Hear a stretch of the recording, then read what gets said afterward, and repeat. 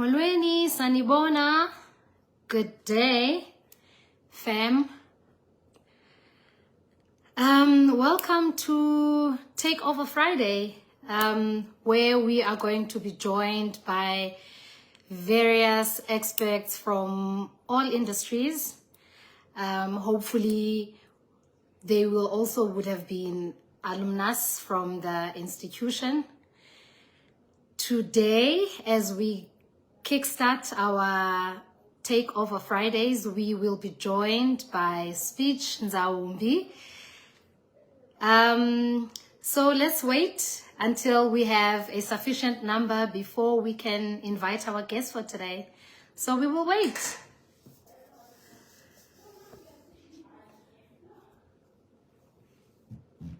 I hope you guys are just as excited as we are to have these takeovers, as well as our guest for today. Oh my goodness. It's going to be an exciting hour indeed. So, fam, every Friday for the duration of our applications, we will meet here on live and we will have someone very, very interesting each and every week. That is a promise. Kamalam Guendi Mafunda. I'll be with you for the next hour.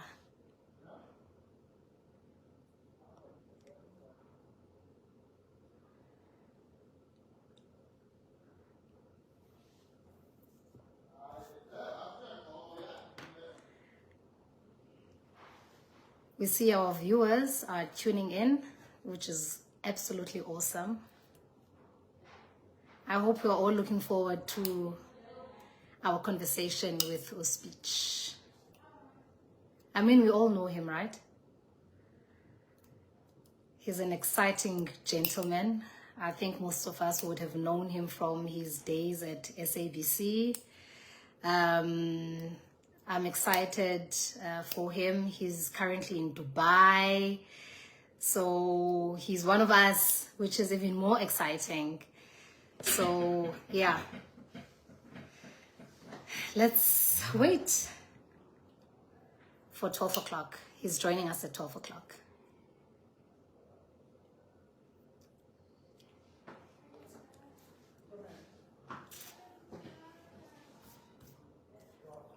So you guys, if there are any questions that you would like to ask him or for us to ask him for you, you can drop them as a comment and we'll read and ask him when he's joined us.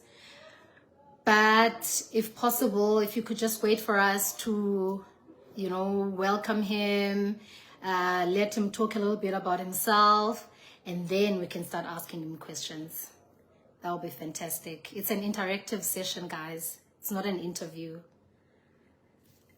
So we also look forward to your questions as well with him.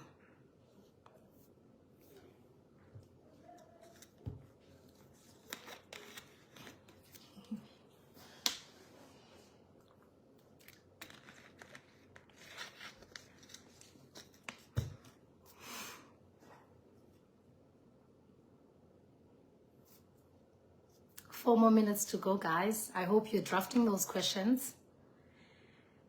For all of you who are following him on his page, I'm sure he would have shared this event on his page as well.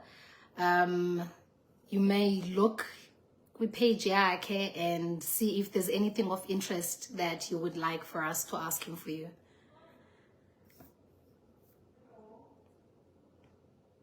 Something related to his profession. Something related to his profession, guys, please.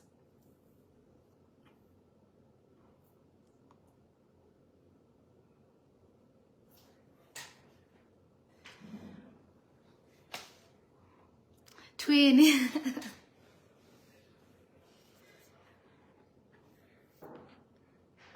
3 more minutes, guys, and then we start. Sorry.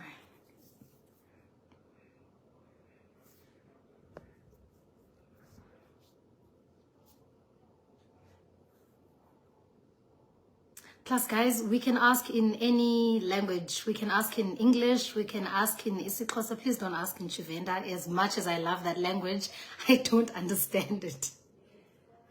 So we can ask in isiXhosa, isiZulu, or English.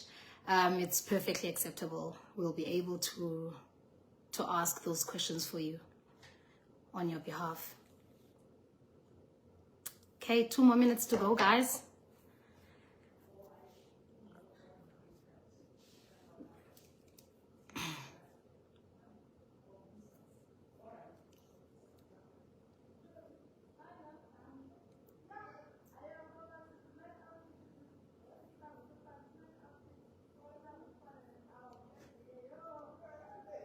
I see all of you guys who are watching. Thank you so much.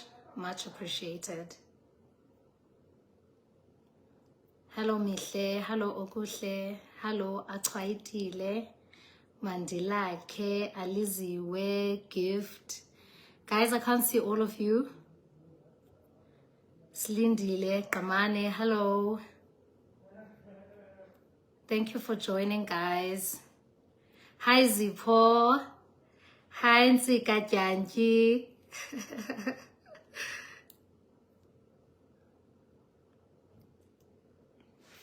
Okay, guys, let's try and invite our guest. And hi, Mamzuka Praise. Hi, Kolosa. Let me see if we can't invite our guest and take it from there, guys. Yay, we can hear you, but we can't see you. Oh, yay! I saw us. Can you hear me? Hi, Spitch. Okay, can you see me now? I'm good, thank you, Dad. Go said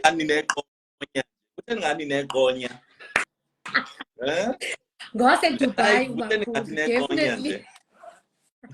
Hello. Tina sina mama waka pain. Give up. Hey? I'm well, thank you for asking. Welcome to Takeover Fridays at Welcome University. Yeah. I'm good. Thank you. How are you today? Hi, guys. Let's show some love to Spitch. I know you guys have been looking forward to this. It's great to be back, and I'm looking forward to 10 minutes already because we're trying to connect. Watching, guys. Let's just get onto it. Who is Spitch? Tell us. Introduce yourself to us, please.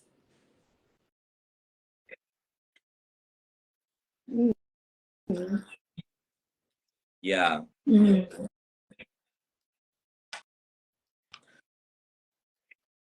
Hey, this is always an awkward thing to do, but anyway, I'll try. So I was born in Tata. I spent some part of my childhood in Tata until 1996. And in 1996, I then moved to go and stay with my maternal parents, grandparents. That's where my mother is from. At that time, my father was already deceased, so my mother had to move to PE because of work. And so I did my early grades, part of them in Tata and then a part of them in Montreal, and then I left. I went to study in KZN. So I'm from Mount this introducer, but I always want to acknowledge the fact that I was born in Tata and I spent some years of my childhood in Tata. I then, after matric, I went to study. I was caught between studying for law, industrial psychology, and obviously media studies. I remember at home, they were so biased towards law because I was a debater and a public speaker in high school. At the time, I like to mention that I was one of the top debaters in the province, won most tournaments and represented my province quite well when I was in high school. And so I did that. Then my family thought, it would be a great transition for you to move from that to law. But then I had different plans. I wanted to be a storyteller. I'm not sure how you then get to negotiate with your family, but you're not going to be quiet. So you give up that dream quite early and just see you at least probably travel the world, journalist. And I remember when I had that conversation with my family, obviously there are concerns at the time. I remember that the Iraq story was quite big globally. And so they had seen how journalists had died who were covering the story for the likes of CNN and other big broadcasters globally. And so the question was, now again, and I had to narrow it down to them to explain what journalism is and why I wanted to do these studies, and the fact that I felt it was my calling more than anything. But I wanted to be qualified in it. I didn't want to be one of those people who want to do something because they feel passionate about it. I've always been passionate about education. Also, coming from a home that believes in education. So whatever it is that you pursue in life, they'll say, "Daddy, have a degree." Let me do this. And so during that whole whatnot, yeah, actually, I think now I'm telling an entire story, but that's basically story of speech. And did you study here? Do you have a qualification from WSU? To get into other things. Yeah.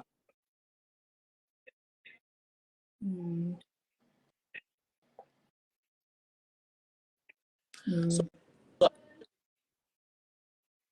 Walter Sisulu University was never part of my plan. I think it was destiny at play. Initially, I was meant to go and study in KZN. So I was going to study at KZN. All my siblings older than me had studied in KZN, so it made sense for me then to be a person that was one. Now you're going to get there and you're going to be Big Brother, right? But I remember that my conversation at the time was, I want my independence. Ne?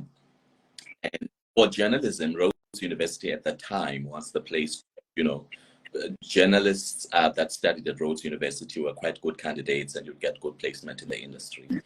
But for me, for some reason, the University of KZN took me for industrial psychology. There was also an option for me to do education. And I said, no. And the other option was for me to go to the Cape Peninsula University, which is CPUT now. But for some reason, I ended up in East London writing my assessment test. And something to that 17-year-old said, this is where you belong. This is where you're meant to be. Like I'm saying, I think it was destiny because everything just haphazardly. I know you really. But then I ended up being at University on your page. Didn't even know there was a Cambridge by a gentleman that you didn't know from a bar of soap when you first got to WSU. That was quite a heartwarming story. And after so many years having graduated, that you still remember that someone helped you in that moment. That was really beautiful. But tell us, can you describe for us your career path since graduating from Walter Sisulu University?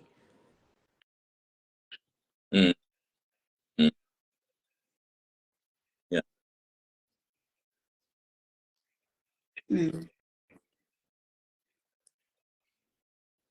Okay. So first, by the way, I must highlight this. For the first year of my studies at Walter Sisulu, so in 2007, I was doing broadcasting. So it's within the same faculty. I did broadcasting certificate before joining journalism. So for some reason, then I think when I went to journalism, because I had applied quite late, because Walter Sisulu University, like I'm saying, was never my option, I got placement for the broadcasting certificate, and then I moved to the national diploma, which ultimately was the BTech in journalism. How I somehow just knew that I was actually saying this yesterday. I had a conversation with a group of young people. I was saying first impressions will always place you at a better position. How you get to present yourself, that first, how you introduce yourself when people ask what you know, that matters. Because when I was doing my first year in broadcasting in 2007, I remember there is a gentleman by the name of Lucas Sitole. He was playing Andile Nogabu back then on Generations, all Generations.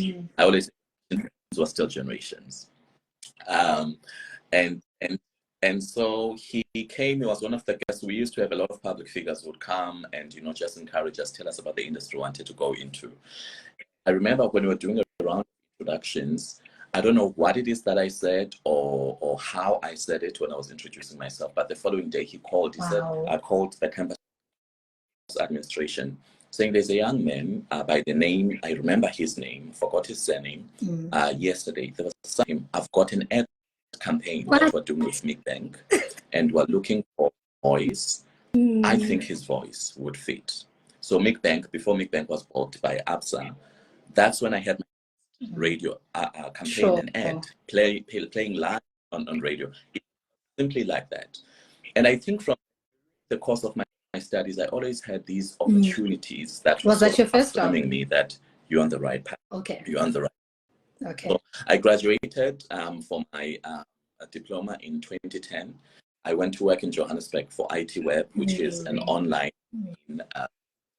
That was my first job. Yeah. So that was my first formal job. But then during my studies, I always had, jobs out freelance with this publication. Always been inquisitive. And I think that is what has helped me to sort of sustain and to stretch my career this far. And so for IT Web in Johannesburg, I was also doing my internship. And so when I finished my internship and then it was graduation, after graduation, I was like, you know what, let me actually continue with my studies. Yeah. So BTech, I know a lot of people were already thriving in the industry. I said, no, I want to at least have a BTech so that I can, from BTech, I can move to master's at the right time, because a BTech is equivalent to honors.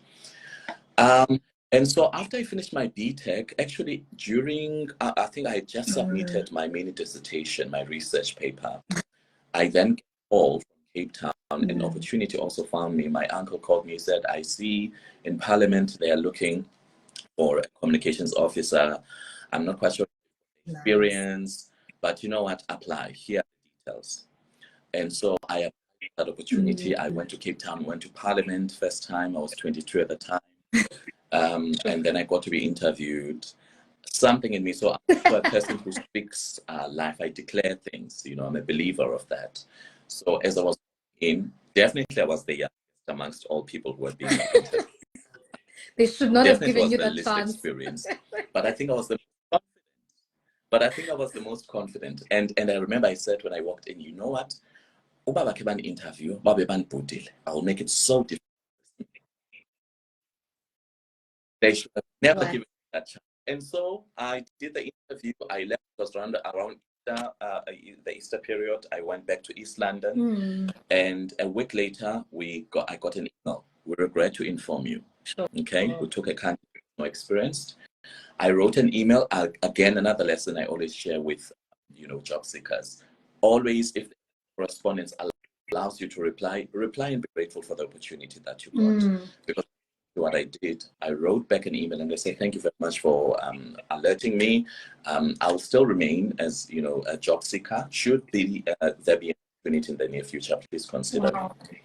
Within 2 weeks, I remember, 2 days before my graduation from BTech, I got an email that said, we reconsidered. We actually, due to the nature, I'll never forget the line, due to the nature of your email, we have had to create a second position within that. And that's how I got into communications then as my first formal real job. But okay. And then 2 years of doing that, I felt a call in me that said, you've always been a broadcaster first. You have done this, you have proven it to yourself. I'm living a comfortable life in Cape Town, and now my dream is chasing me. And I resigned. It was the most difficult thing also to tell your family that you are living on savings and you're resigning. No prospective job, but I just knew I needed to be in Johannesburg and the right opportunity will find me. And so I told my family, I think my family at this time had also sort of accepted that I'm a person who makes my own decisions. And so they've learned to argue with that. They just trust that I'm making the right decision. And I think I'm from a family like that, because I look back in my life, I think I was too young to make that decision, but my family allowed me because I think they somehow. And so I left in 2013, December. I remember our chief whip at the time called me in his office and he said, who's offering you a job? I'm willing to counter offer. I'm seeing a lot of that new. And there is no job. I just feel like my dream is calling me and I am willing to follow its call. If I fail, I would have tried. Wow. And I'll never forget his words. He said, whatever you get to do, wherever you get to go, I know that you'll be success. And he released me with his blessing. And within 2 months, I joined the SABC as an elections news researcher. That's where we know you from. Within 3 months, when did I start? 2 months. Do you after think, that, I had a TV show, no, and maybe that's let when me I rather joined rephrase and I this was the and host of say, Ilungelo Lakho on SABC. what And were your takeaways from your experience at WSU that you have taken with you throughout your career thus far?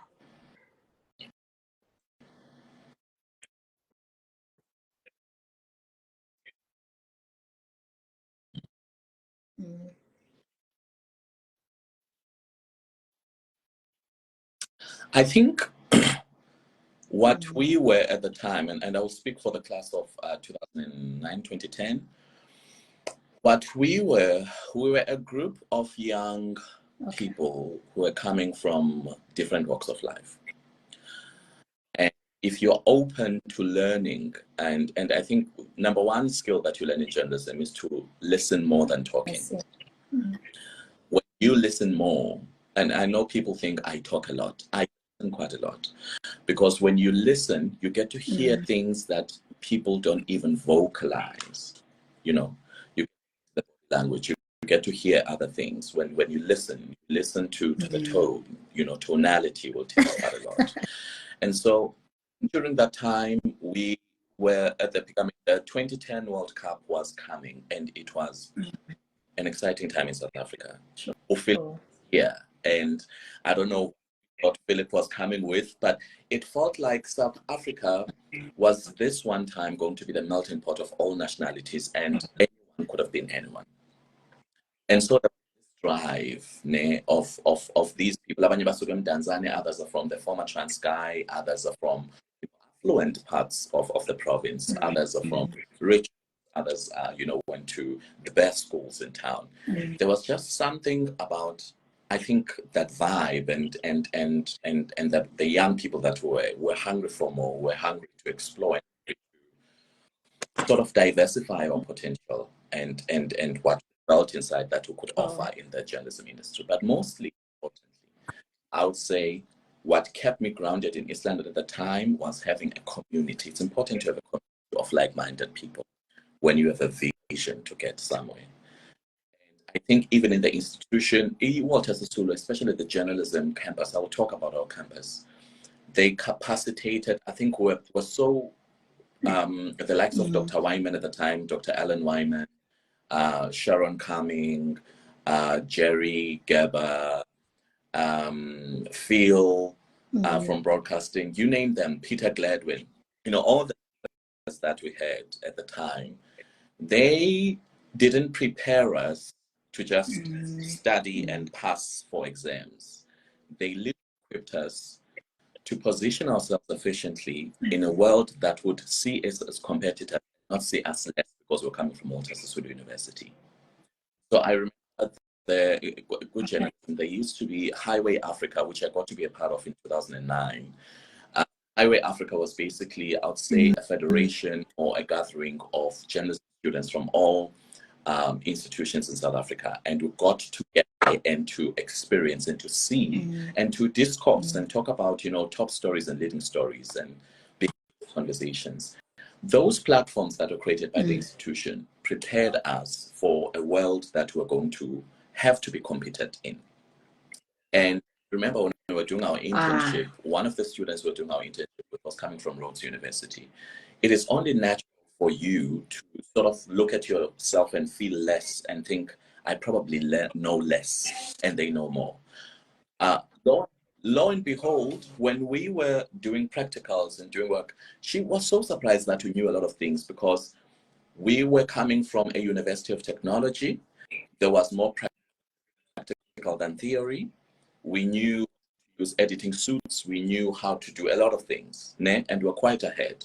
So my takeaways at the time, the first thing, if a student, I know the students who are watching this, others going to catch up later, is do not look at the institution that you're coming from. Walter Sisulu has we might have some our very free, I would say, decorative side of the story and what we're known about. They will say Israel, but that's not what defines the institution. We've got some of the best branches. I would say the journalism one faculty, most importantly, has produced some of the best journalists in this country. And so my biggest takeaway was not to look at the institution that I'm in, because it is not classified as what a do you say traditional to someone who says institution, and think of but course journalism, because it's zindaba, about what you are taking from the institution, how you are being capacitated, and how you get to position yourself. Mm-hmm.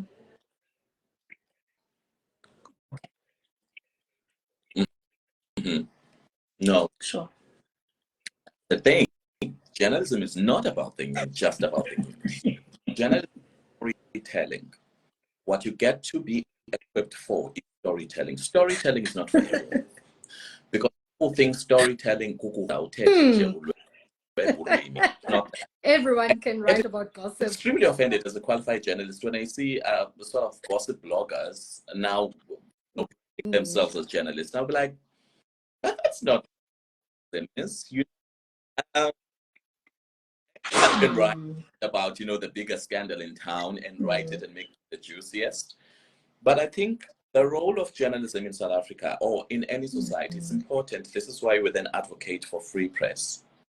Because that free press, the voices of the masses or the voices of the majority, who include the vulnerable, the most vulnerable of society, get to be silenced. And so when people think journalism is indaba, it's not. I have used my journalism qualification to even end up where I am now.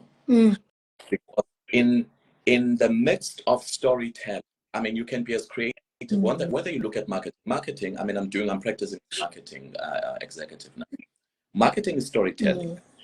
All the other that you get to add at the high end are the storytelling. You've got an objective. There is a message you're trying to communicate. When you move to communications, if you're not capacitated as a journalist, you will miss the tone. You will not be able to read the room. You will not be able to sort of narrow and refocus your message so that it comes back in the goal. So I last practiced just pure journalism, which is out reporting, I think over 10 years ago or more. And what I've been doing as I repurpose myself in every single thing I've done is storytelling is at the center of it, whether I'm on radio, whether I'm on television, I'm hosting, whether I am communications, I'm a person in government, whether I am a marketing person in Dubai. Storytelling is what I'm capacitated to do, right? And so if you get the basics and the fundamentals of story, able to repurpose it and make it anything, anyway, because you've got the basics, you know what objectivity is, you know not to speak above those people that you're trying to communicate to. So, from your experience, when to shoot and when to hold journalism changed, right? So it's an art that you get to learn, but then the fundamentals are taught in journalism.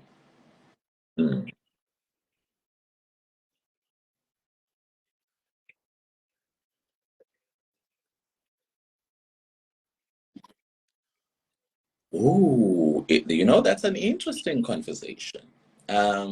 Without being political, I think over the years we've seen quite a lot of censorship, and I think if you have sat in I recently watched it was World Press a Day. I'm trying to think what the actual phrasing of the day was, but basically media professionals throughout South Africa and journalists who are very much in the ground covering human stories every day, were talking about how censorship has sort of blended itself in a very creative way in journalism in South Africa. And so in the midst of that censorship, we then get to meet to know the truth and what the actual story is. There's a lot of interference that we've seen over the years, but also we've got a constitution that then expresses, the importance of ensuring that journalism or the freedom of speech is protected and defended in our country. In a society where journalism is not given free room to be, I'm not saying journalists should not be held accountable. Definitely there is a rule, being held accountable, because we bear a big responsibility. It doesn't matter how you operate. If you're operating a newsroom, there is a bigger responsibility than you think, beyond your personal politics, beyond your personal convictions. Your responsibility is to make sure that you stand as a filter between those who need to be held accountable, which is power, and society, who are in the receiving end of its services, especially within the political arena. I'm sure those who are doing political journalism will attest to this. That was there's been a change. It didn't start 10 years ago. I think also when we were starting as journalists, I would say mid 2000s, there was a change in journalism, and we saw a lot of professionals leaving journalism in South Africa. We've seen how, I would say we've seen interference, man. There's been various accounts that I can count where, you've seen press being censored, and you have seen those who don't be accountable, jumping in and using their power, imposing their power to silence journalists. But then also, there's community journalism, which we need to activate, and we need to encourage as much as possible, where we take the responsibility and we say it's a collective responsibility to ensure that you support press and you empower the press. Okay. Stories within your own community. I remember there were a number of projects around 2014, 2015 that were teaching young people at school how to use digital material, your cell phones, your smartphones, and whatnot, to support community journalism, tell human stories in your own community. And I think in the age of social media, we're seeing that peak a lot. Go to TikTok, go to TikTok. There was a trend now that was going. I forgot his name. He then said, "What's happening in your community?" And people were, they were stitching that video and they were telling stories that are happening. And I was thinking, this is community journalism, telling human stories in their own neighborhoods. But I think we've seen also a decline, I would say, in the quality of stories that we've seen being put out there, because people fear, in as much as you work for a media house, before we get to so where you are, what you're currently and doing, so on. But I still have hope that journalism will still stand in our country, and we'll see justice also prevail through the works of journalists. And do you have any outstanding lecturers that really made a difference in your life?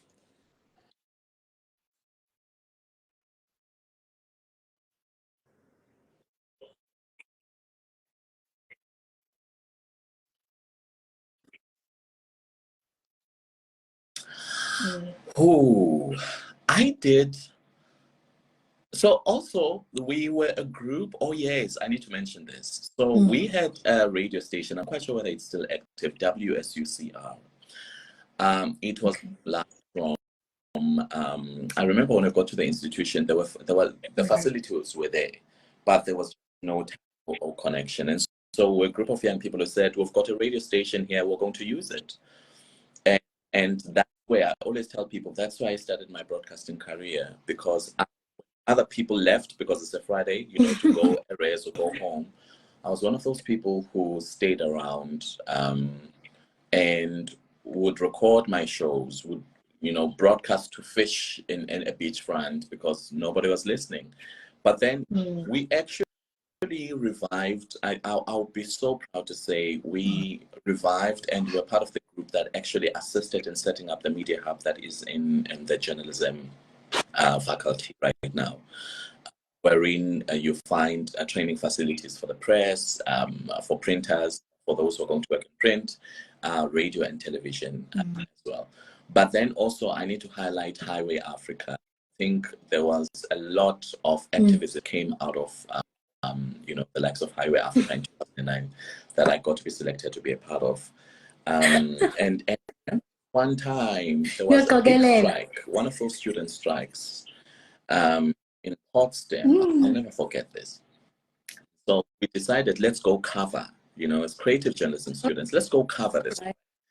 And when we got, we're journalists, we're trained journalists. And I remember we had our vest written press, WSU press. We had our cameras, we're going to go there, film, report, get the voices of students, package that.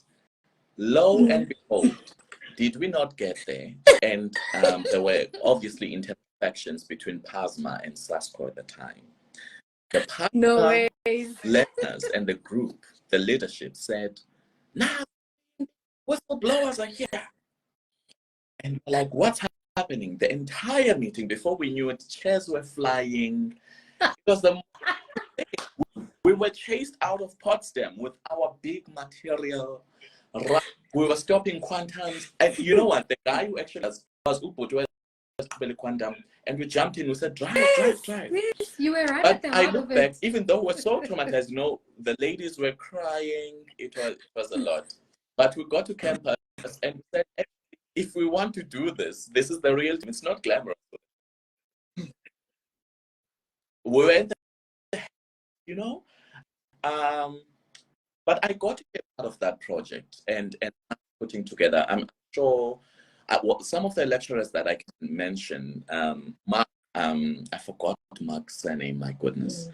Mark was one of our lecturers who taught us quite a lot about broadcast journalism, most importantly.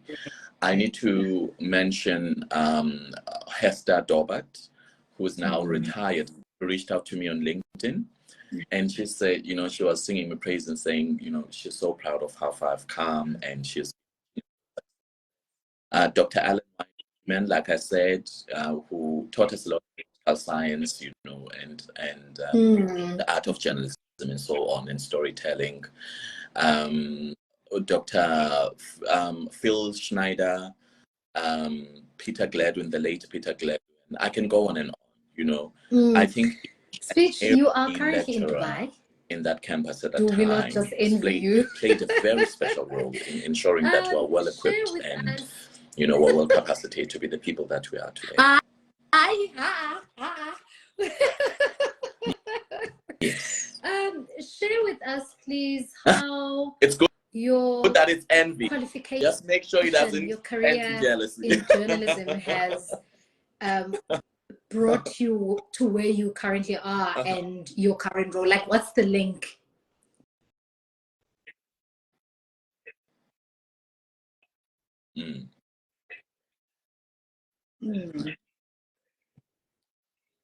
Yeah. So remember I said I started my formal after working for I2Web and deciding let me go back to school and do my BTech. Firstly, I must say that my family were against me doing a diploma when I came to so they were like, "Oh, so it's not going to be." I said, "No, then it can be equivalent to an honors when I do my BTech." And so then went back to school to Kuala Lumpur to do my BTech, was to ensure that I at least fulfill that promise to myself, and I'm better positioned, because in order for you to be in a managerial position, you at least need to have a full degree. And so I had started my career in communications and parliament, as I said. Then I went into broadcasting.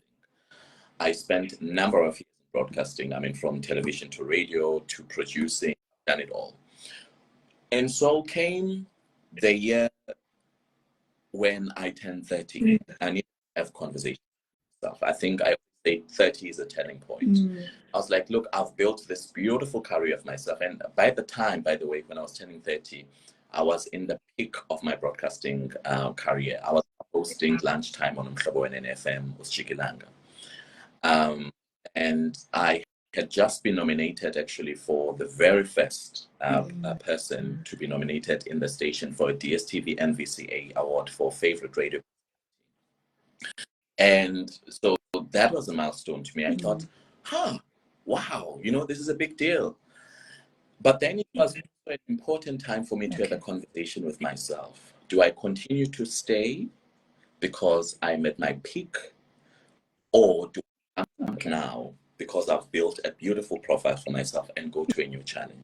This is what I usually hierarchy or the trajectory of success is from bottom, you go up and you reach your peak.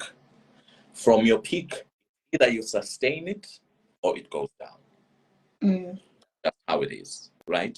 So for any person, even a professional, once you get your peak, you need to ask yourself serious questions. Do I continue sustaining my success here? Or do I stay because, well, I'm at the peak, I'm the flavor of the season? Because chances are in a few years, you will dip down and then there will be another peak. And within that time, I thought to myself, you know what? Look for other opportunities. Look for other opportunities. I then, revived my resume and I said, let me look for opportunities in communication.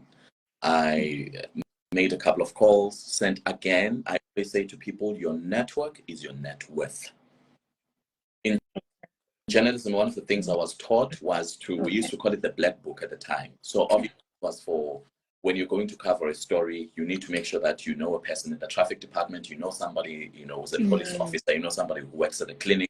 Always have those contacts because they're the best people. That's true. But then I use that trick throughout my life. Whenever you meet a person, create a relationship with them because you never know where that relationship will place you in the future. Yeah. And there's a lot of people who sleep on their network. You sit with people, people who are very influential, who could you or assist you, to assist to propel your career to its greatest good. So of calls, I was like, listen, this is who I am. So should there be an opportunity? Do consider me. And then then I saw, one of my contacts said, oh, actually, there's this opportunity at the Department of Communications and Digital Technologies for a director for external communications. Do check if you do qualify. I did, went through the application process. I wasn't working in the minister's office. I was working for the department. So it was on PSA. And so I had to apply for everybody. But yeah, I had to apply like everybody, went through the interviewing process and all of that. And I got that position. And I think aligned with everything I wanted to do in my 30s, because I said, I've proven myself in my 20s to myself that, okay, I can have a TV show. Okay, I can have a radio show. Okay, I can, all those nice things I wanted to prove to myself. But then now I needed to be on the other side of the table. I needed to be on the decision-making and influence, And so I went to work. I left Mhlabane FM. I went to work. It had, but I remember the then station manager, Mr. He was heartbroken because he was like, "Now, not now. Like you're literally all peak." And the people are still clapping. That a good dancer always knows when to leave the stage. Always leave the stage, not when the music is off. Leave when the song is right at its peak and say thank you. And when people are still clapping, and so I worked then in government, and then as the director of communications, of external communications. So that also included the marketing division was going to be under my supervision. And I'm proud to say in my time in government, again, I always let me leave a footprint. The couple of things I learned about, governance in general, I think the public sector had to deal with a lot of bureaucracy. Anyone who's worked in government will tell you this. But then within that time, when I left having established the very first government podcast, not through the GC, in partnership with Google. We established we had our very first podcast. It was called Bytes.za. What we were trying to do, that communication needs to, in the age of digital technologies, you can't be at the mercy of media, of traditional media in order to tell a story.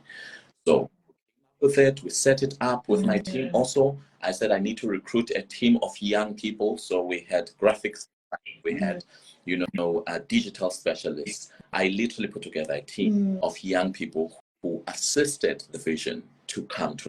Because it wasn't just going to be about me. Mine to do was to lead the team. But the actual people who did the work were the people who had to sort after my leadership. And so I did establish that. We had, so many things that we're doing also with the likes of Twitter as well. Those were some of the stages that we engaged in. Also, it was during the time of COVID-19. And so we had to look at, other ways of ensuring that we communicate. We're working with other stakeholders, the likes of, Vodacom, MICTC, I can name them.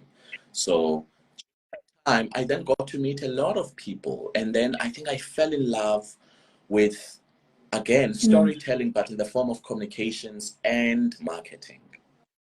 And I left when I left government. I then consulted for a year. So during that consulting for a year, now I'm running solo. Again, another risk.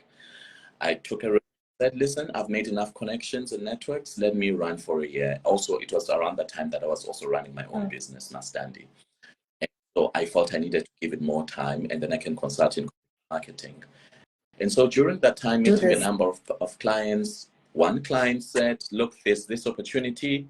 And the client also happened to be a good friend of mine. She was like, listen, I've seen your work. I know your work. If you are in, let's talk. You come to Kenya. I actually had my first meeting with my seniors at the time in Kenya. So I traveled to Kenya with the team. And you are living life. And then the deal was sealed. And then the following year, actually the same year in December, I left South Africa and I moved to Dubai to come and be a head of marketing. So I'm the Dubai head of marketing for SIF. You see, I'm wearing a SIF t-shirt. That's a lot. So I'm the, you make it sound so easy. I know it's not easy. Like you really have to put in a lot of work. For SIF. It's doable. Spitch, we have family members who are watching. We've got brothers, sisters, uncle, aunts who have nephews and brothers and nieces and sisters who are currently in matric, who are probably in grade 11, who are thinking or considering a diploma in journalism. What would you say are the key things that they have to look out for, or what are the things that they need to do in order to prepare themselves for a career in journalism?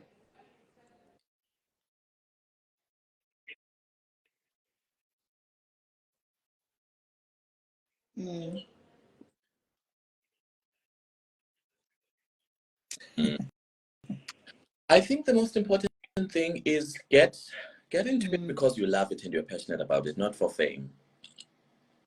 I've seen a lot of people who go into journalism because they want to be superstars. Don't waste your money, don't waste your time if that's the objective. In the that's all it takes. Simply record a video and that's say you're going to be popular and make money. Trust me. Or just commit a scandal. In South Africa, that's all. Commit a scandal, you're going to trend and you will be known. So that's what it takes if you want to be a superstar. Get into journalism because you understand what it is. It's about you. You are basically, like I said earlier, you are the filter between society and those who are prominent in society. You are the filter between news receivers and newsmakers. You are not a newsmaker, right? You must be passionate about justice. It doesn't matter in which form. It's about bringing justice to people. When justice does not prevail, it is journalists who are going to be the voice for the voiceless to say this is unjust and it must be called out. Because you are passionate about that storytelling element, not the fame. If you happen to make a beautiful career of yourself and be popular, well and good, but that should not be what you are after. And so to anyone who's watching, if you're in high school right now, geez, I always say if I was in high school during the time of smartphones and social media, they shut down, right? Okay. They would have done because access to information is here. You don't need to go far. We used to go to internet cafes. My friends and I used to go to internet cafes on weekends just to do research, right? Because we have internet at home, Wi-Fi, right?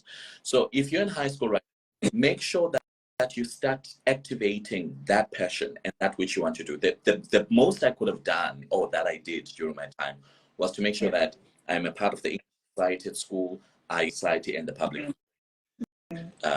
society, because that enabled me to be amongst people who drive the same conversations as I, and that things that I'm passionate about, Okay. who are like mine, and who are going to assist me to get to where I need to be. So if you're in high school right now, I think you are too young to start. If you want to pursue a career in journalism, be inquisitive.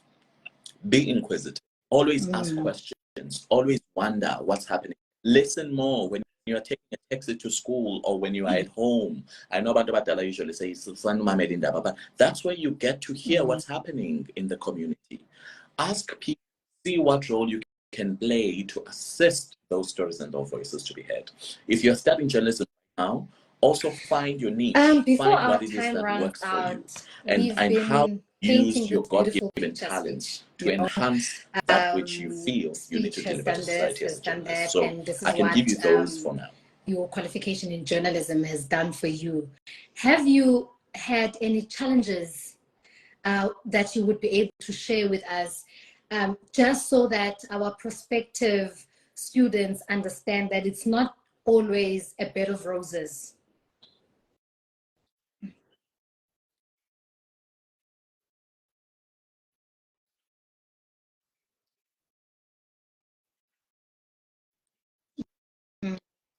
Yeah.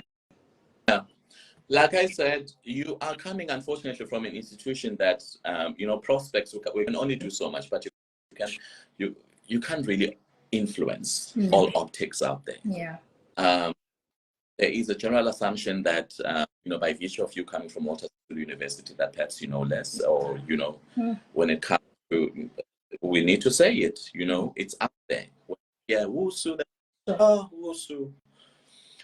You, unfortunately, will have to work twice as hard as the next person to prove that I am fully capable, that I am more than capable, actually, and that the institutions that I'm coming from do not determine how much I've got to offer in society. So understand that in as much as there will be doors that will open, for some of you, the doors will simply open again, depending on the profession that you are in. Also, you are going to get into the job market in a very difficult time in our country, where unemployment, I think the Eastern Cape province on its own is over 40%. That is a glaring, concerning statistic. And so I'm going to urge you not to just focus on the qualification that you've obtained at Walter Sisulu University and think you can only use it to go and get a job. I'm very passionate about entrepreneurship. And so look and diversify your skill, diversify your qualification. I told you about how I used my journalism qualification and how people thought it was just about me. For me to see how else I can diversify and use this qualification to open other doors. There is more that you've got to offer than what you are studying for, right? So diversify. So a few things you can take. You're going to work twice as hard because you're coming from Walter Sisulu University. Sure. Optics, but that's the last thing you need to worry about. The second thing is open some doors for yourself. Go knock, go speak up, open your mouth. First impressions matter. Don't be afraid to walk up to certain people. Go to LinkedIn. Don't be afraid to go your shot. Drop somebody who's an executive elsewhere a message and say, this is who I am, this is what I'm about. I meet people just last year. I met somebody who said, do you know that you dropped me a message on Facebook back in 2009 or 2010 and you were looking for internship? I said, really? He said, I have never forgotten you and I've watched you over the years, where you are right now. So there are doors where knock on yourself, knock in yourself, and then look at how you can then take this qualification, this degree or this diploma, and diversify it. And don't just look at Africa. That's another thing I need to say. And I'm not saying this, obviously, with the benefit of hindsight. I must say it. There are many ways we can be patriots and sure. Than Spitch, just we are almost being stuck out in of one time. place. You can fly the South African world with that patient Any you last got from words Walter Sisulu or thoughts that you'd like to No share limits. with the Walter Sisulu University community? I know. Okay.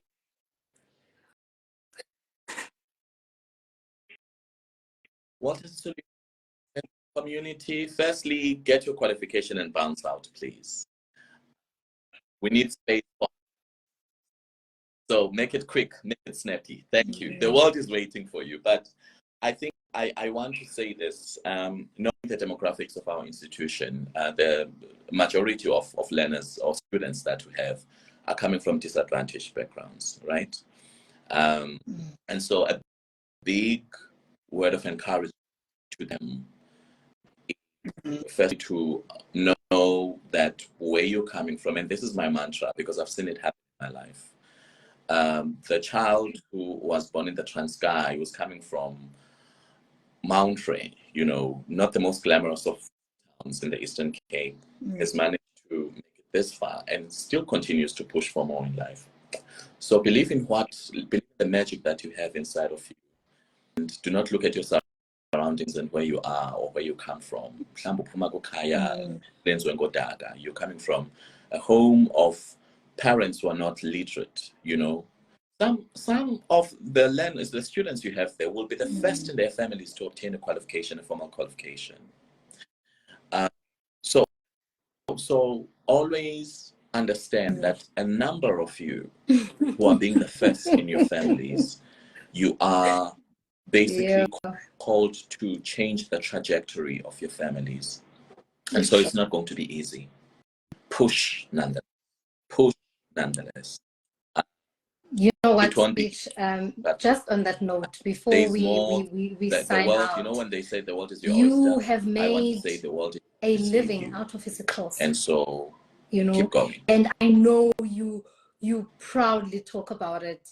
You've mentioned that a lot of our students at WSU will be from disadvantaged backgrounds. How do you encourage someone who thinks that English as a language that seems to be so highly valued isn't necessarily the only means to an end? You can appreciate your indigenous language, your home language, isiXhosa, isiZulu, whichever language it is in South Africa, and you can make a living out of it.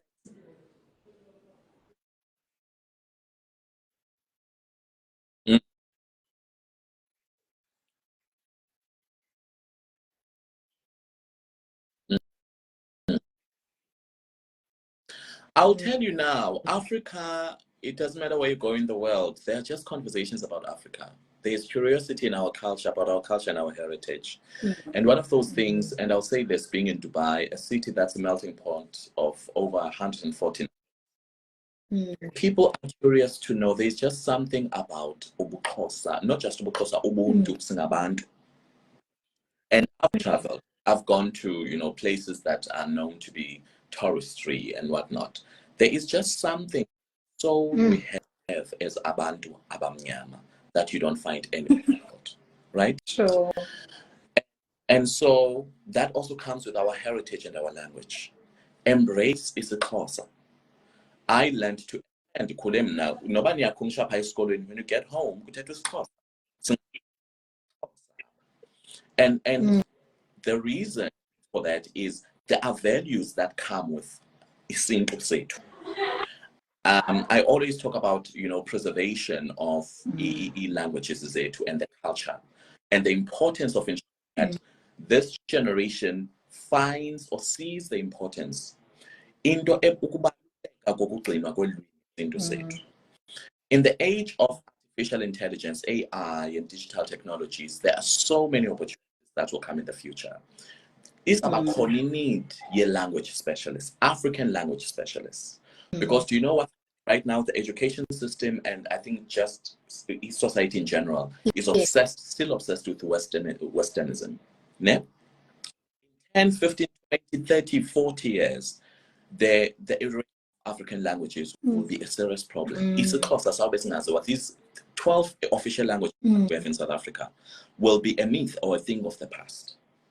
And so, funda incwadi zesiXhosa, sazi isiXhosa, yazi ukuphila yakwantu nakwaXhosa, because there will be a time where there are specialists, programmers who are AI programmers. At some point, will need to create products or softwares that are going to assist even African language speakers to do whatever, because the space is going to open. It will no longer just be English. This is because sikwazi ukuveza inkcubeko nobugorha nobukrelekrele bethu ngesixhosa sethu. But that singaziwa isiXhosa. So ngobani aba nabo isiXhosa? Ngobani aba bancwadi zesiXhosa ngaphandle koSawule noMqhayi abasolekayo kudala yabo? It is this generation. Ngamaciko osiba anamhlanje. And the only way is nobana ufunde isiXhosa sakho, see the value and the currency. And I always say this, I would have never been half the person, especially in broadcasting, that I am, had I not been passionate for ulwimi lwami.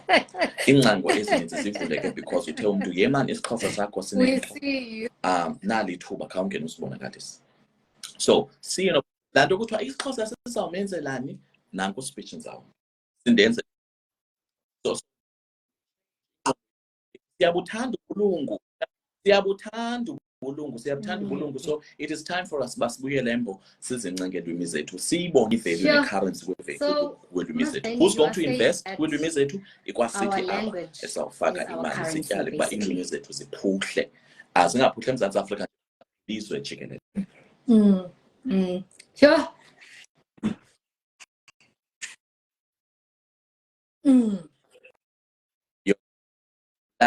Your currency. Ubuntu bakho, your identity is your currency. Sure.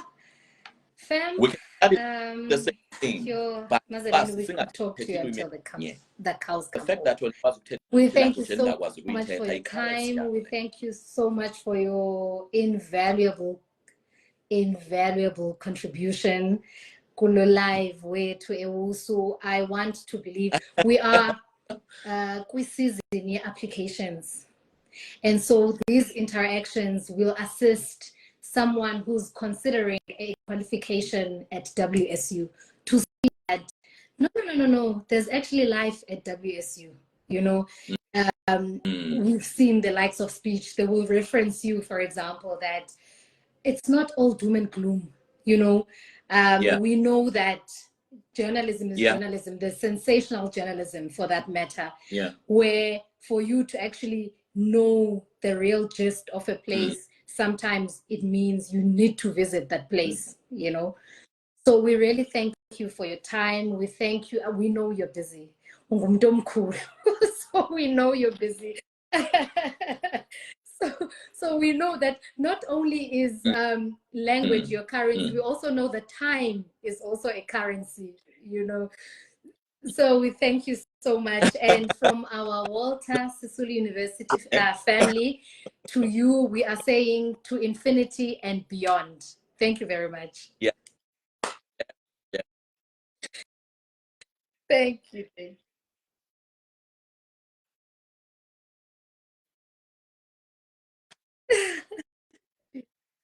Thank you. And thank you to Anita. Thank you so much. That was organizing this, to yourself. You are such a wonderful host. Keep your magic. It felt like I'm talking to a friend I've known Anita, forever. You are inviting us to Dubai. Is that correct? That's a special quality that you have. So keep it back. You're gonna cook. You're going to cook for us. Who's watching this. Thank you so much, Betuna, for tuning in on a Friday afternoon. Oh, Masaleni, we thank you so much. Of course, Habib. Come to Dubai. Come to Dubai. Bye. Thank you so much. I will cook and spoil you, but